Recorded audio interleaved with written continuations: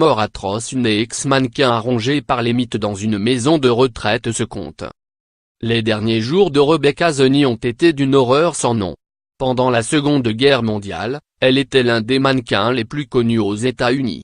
Mais en 2010, après une vie de strass et de paillettes, la santé de Rebecca Zoni se détériore sérieusement et elle se met à souffrir de démence. À ce moment-là, ses proches décident alors de la placer dans une maison de retraite. À partir de 2013, les autorités sanitaires de Géorgie se rendent compte qu'une épidémie de gale a gagné l'établissement dans lequel se trouve Rebecca Zoni.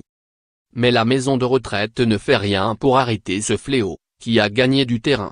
Ce n'est que de longues années plus tard que les proches de l'ex-mannequin découvrent l'état de santé de Rebecca Zoni. Contaminée par des milliers de mythes qui ont pondu sous son épiderme, sa peau est maintenant recouverte de croûte et se décompose petit à petit. Ses mains sont devenues noires et son visage était couvert de plaques de sang.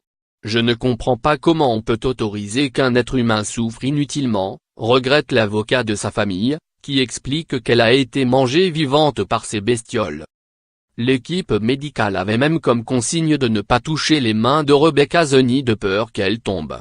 Officiellement, elle est décédée d'une septicémie causée par l'infection des mythes. Je considère sa mort comme un homicide par négligence, a alors constaté le médecin légiste.